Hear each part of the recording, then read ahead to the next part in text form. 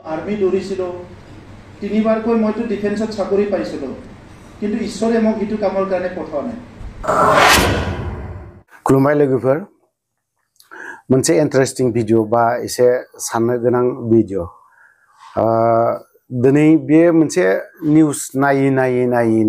एकदम निउसखौ बोदला नायै मा मोनहैदों आङो जोंनि बिटिआर नि सीएम बिथांनि बाथ्राखौसो बुंनो नागिरदों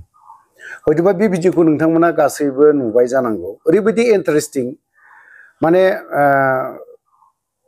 बिथां प्रमद बर'आ इन्टारभिउबो होदोंमोन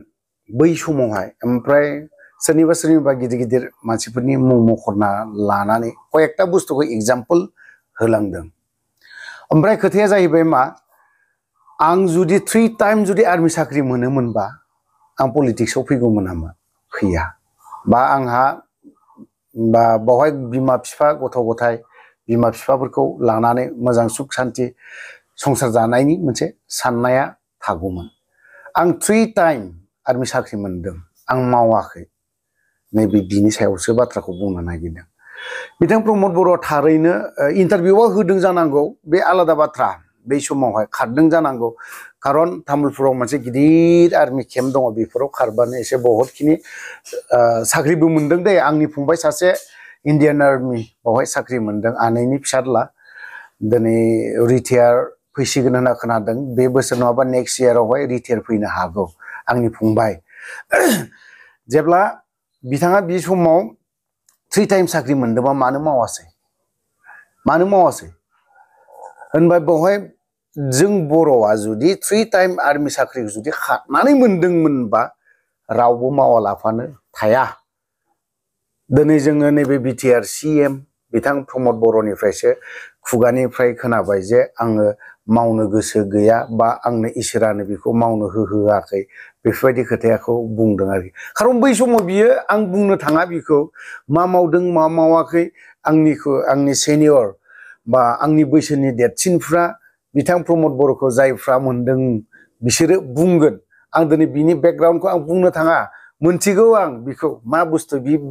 बे जेब्ला क्लास मेट्रिक पास जाखांनायनि उनावहाय मा मावदों मा मावाखै बिनि बेकग्राउन्डखौ आंबोथ' मोनथिगौ ना आं मानो बुंनो दिनै बेफोर बेकग्राउन्डखौ दिनै बुंनानै प्रमद बर'खौ डाउन खोख्लैनायसो जायो नाथाय आं डाउन खोख्लैनाय खोथाखौ बुङाखै दै दिनै बे 3 टाइम जुदि आर्मी साख्रि मावदोंमोनबा नोङो आबसुनि प्रेसिडेन्ट जानाय नङामोन आरो जानो गोसो जानाय नङामोन नोङो आरो लानायबो नङामोन नों आर्मी साख्रिखौनो मोनखायाखै माबोरैथो मोननो नोंहा दिनैहाय बै समावहाय हाजिरा मावनायनि बा बायदिसिना नोंनि खुगानिफ्रायनो बुंनाय हाजिरा मावनानैसो जायोमोन बायदिसिना हेन टेन ना बेफोरबायदि खोथा बुंदोंमोन होमबा नों माब्ला आर्मी साख्रि मोनखो आरो नों बे समाव आर्मी साख्रि मावालाफानो थाथारगौमोन ना आंनि सोंथिया बे खोथाया बे दिनै नोंथांखौ जों बेखिनि बाथ्राखौ बुंनो थाङामोन नों दिनै बिटिआर नि सीएम जानाय हिसाबै जोङो बेखिनि बाथ्राखौ बुंनो सुबिदा खाबुखौ मोनदों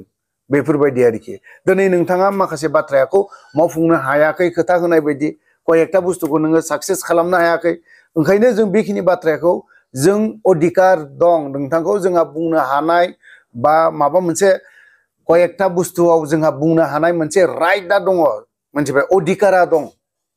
अधिकारा दं हिसाबै जोङो बेफोर बाथ्राखौ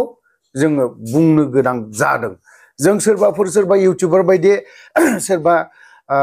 सोरनिबा बिसिखौ लानानै सोरनिबा गथ'खौ लानानै जोङो बेफोरबायदि नोंखौ सोंखारियाखै बा सोंखारिनायबो नङा आरो बे जुक्तिबो नङा जों बेफोरबायदियाव थाङा खिन्थु दिनै नोंथांनि बे